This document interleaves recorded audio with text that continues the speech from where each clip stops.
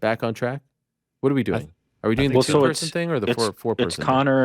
It's Connor and Frank, right? Oh, I mean, I'm happy to have you guys back. I like the Survivor aspect. See, all right. So you wanted to just be me and Frank? I like that.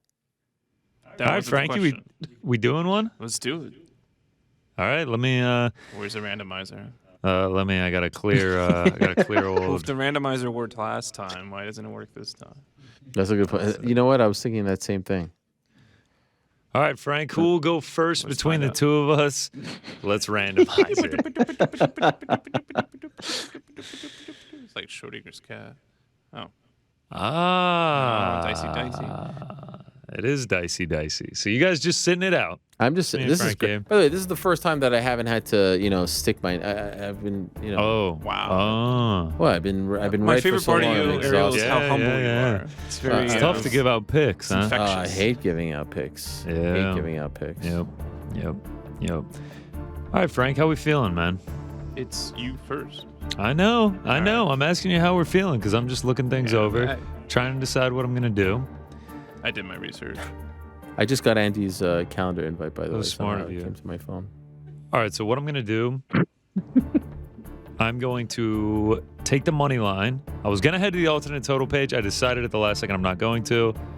I'm going to take Yasmine Lucindo minus 330 to get it done against Brogan Walker. That was my pick. Well, you better come up with a new one. Frank, I believe the words were, I did my research, so... All right. I did my research. What's going on? You all right? Frank's having a stroke. It's funny. We actually are getting a little bit worried. He gets so close to saying things correctly, but says them wrong. What did you say? Like Jim Jones for John Jones? Stop it. You were supposed to say that. You were talking about. I was trying to be affable. You were talking about Roadhouse earlier, but you kept calling it Roundhouse. You're always like just slightly off, Frank. All right. So, either way, your pick. There's a lot of really good choices for this, but I have chosen to take the Bobby Green and Jared Gordon fight to go over 2.5. All right.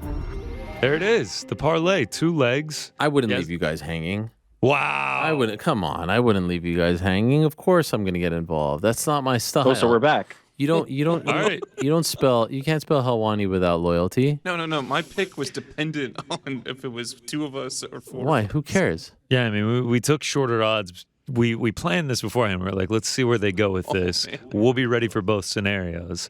Frank seemed ready for sure. I guess y'all can pick whatever you want then. What, instead of being told like, "Hey, thanks, Ariel, appreciate you doing that," I'm getting pushback now. I'm trying to help out. I'm not sure where the thanks is in order here. I'm trying to help out. Okay, fine. You don't want me to help out? I was gonna. No, I live by the sword. I die by the sword. The floor is yours. No, it's okay. How did I get default last? Like, how did this happen? The randomizer was done, and now I'm just. It's also true. By the way, it's fine. It's fine. I have a pick. Go ahead. Go ahead. All right, so Rick third. No, Rick third. Go This ahead. is going to be an easy video to edit here. Sorry, Connor. I'm heading to Bellator. Give me Aaron Pico. What is he? A huge favorite. Should be a big favorite. 700. He's somewhere. 700. There's so many Bellator fights, I have to control F it. 700. Minus 720, yes. I just wanted to add it to the slip. That gets us to F. plus, what did I say? Control. Wow, I'm franking it right now. That gets us to plus 104. Ariel, finish us off. I am going to go over to the UK, my friends, and I'm going to take friend of the program, #1 in darts, Sky Nicholson, over 6.5 rounds. Wow.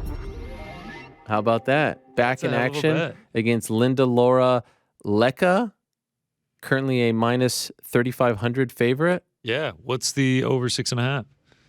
I'm seeing minus 625. All right. Going out on a limb. Yeah, I mean, I think she's gone to a decision every fight. I think in her amateur career, you she are. had like She had like 150 fights. They Yeah. all went to decision. I like it. I mean, it probably is going to go to a decision. So I'm going 6.5. All right. That gets us to plus 136. Oh, perfect. As long as we're in the I like plus, that. I'm all good. I like that. So to recap, Yasmine Lucendo, over 2.5 in Bobby Green, Jared Gordon, Aaron Pico, Sky Nicholson, over 6.5. Love it. Sounds good to me.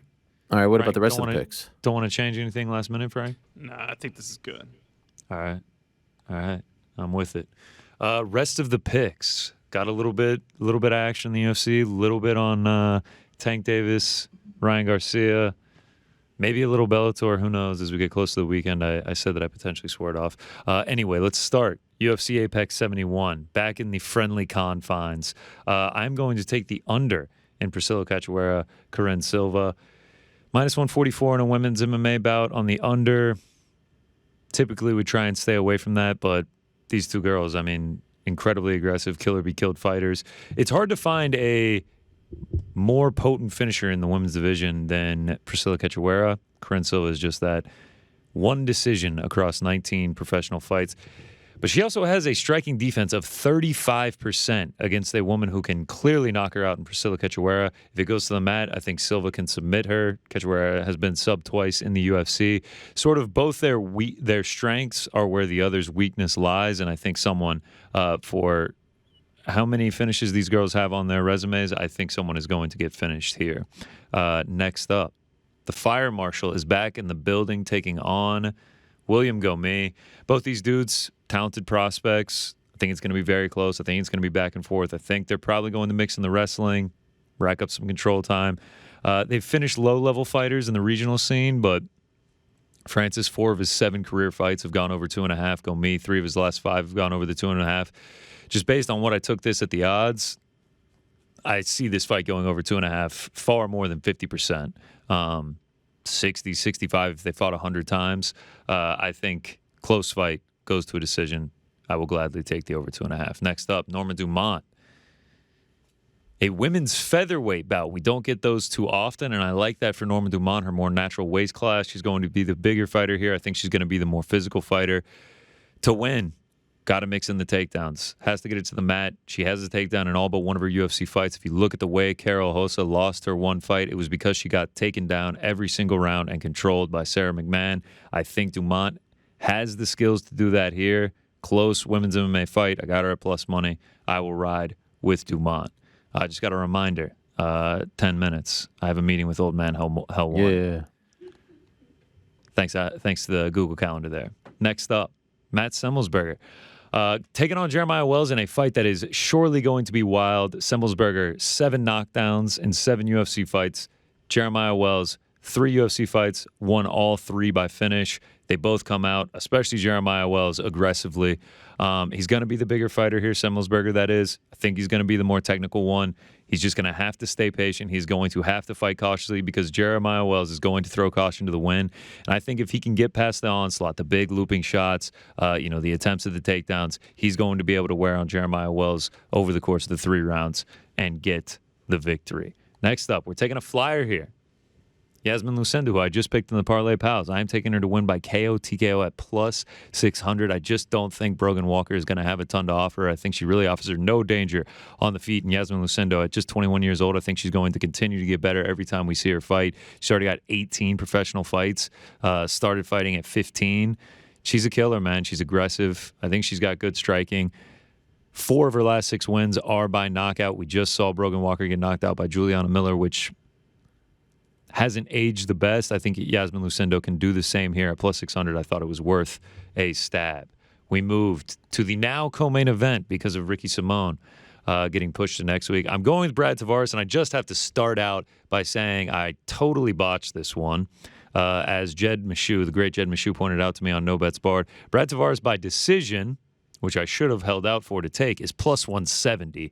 And why you would take someone minus 155 who across their 21-fight UFC career only has 2 finishes, why you would not just bump that to plus 170, which is a massive swing, and take them by decision. That would be the smart thing. I took this. I can't cash this out, so I'm riding with Brad Tavares money line. In terms of the matchup itself, I'm not even going to go into the GM3 fight for Bruno Silva. I mean, he was clearly just off that night. If you watched the fight, you knew that was not Bruno Silva's best effort. I mean, he got beat pillar to post by GM3 in the striking and then ended up getting submitted. But I mean, even when you go before that, Alex Pereira, he had good moments, but he still got 30-27, and it looked like he was going to get finished in round 3. I mean, he got poured on. And then going back and watching the Andrew Sanchez fight, in my opinion, he was down 2 rounds to none going into that 3rd round and then was able to pull off a finish. I mean, his 2 wins, while they were impressive, Jordan Wright, Wellington Turman, Brad Tavares is not that level of competition. He's been in there with the best. Yes, sort of at the gatekeeper level. He doesn't beat the best, but this is a test for Bruno Silva. I'm not sure if he's going to pass, but I can't trust him after the GM3 performance, so I will be riding with Brad Tavares to the main event of UFC Apex 71. Huge implications on the heavyweight division. I wish this wasn't happening at the Apex. In terms of a side, I have no idea who is going to win. I think if you're betting a side on this one, you're going to look really smart if you win the bet, and if you lose, you're not going to look that smart because it goes one of 2 ways. Blaydes comes in there, he gets the takedowns, and he just unloads on Pavlovich and he gets the finish, or Pavlovich keeps it standing, or Curtis Blaydes decides to keep it standing, which I don't think would be smart. Pavlovich unloads the volume, unloads the power, and he finishes Blaydes. We've seen Blaydes finish before against athletic power punchers. That's exactly what Pavlovich is. We've seen Pavlovich taken to the ground and pounded out against Alistair Overeem. Blaydes, obviously a better wrestler than that. I don't think he'll have a huge issue getting it to the ground if that's what he pushes. Either way, what I decided on is the under 1.5. Just mathematically speaking, I thought we were going to get a way worse number than this. Pavlovich, 15 of his 18 pro fights, all of them in the UFC as well, all 6 in the UFC, have ended in the 1st round. The dude is a kill or be killed fighter. And then Blaydes, a lot of people say he's a wrestler. I mean, dude is a finisher as well. 5 of his last 7 have gone under the 1.5. Like, he also has said on this very program that he is prioritizing finishes. He knows that is important. I think he knows if he goes out here and finishes Sergey Pavlovich, he is going to get the heavyweight title shot after Jones, Miocic. I think they're both going to push the pace, and I think someone is going to get finished. Both these dudes have very high finishing potential. So that's what I went with, the under 1.5. Over to Davis, Garcia. Oh, yeah. And by the way, I'm not sure about the 1.5. I do love the finish in that one, just because they're fighting in the smaller cage and everything. Yeah. I don't see a way that one goes to a decision. I would be shocked, but I've been shocked before. I'm going with over 5.5 rounds. I couldn't fully land on a side here, especially with the finishing prowess of both of them. I took an alt total, took it down a little bit. The reason I like that, Gervonta, last 6 have gone over this 5.5. Ryan, he's made it to the 6th round in his last 3 fights. The biggest thing you got to discuss, though, is like the level of competition that these guys have been fighting is not the level that they're fighting on Saturday. This will be the toughest test for both of these guys when they get there. Certainly for Ryan Garcia and more than likely for Tank Davis.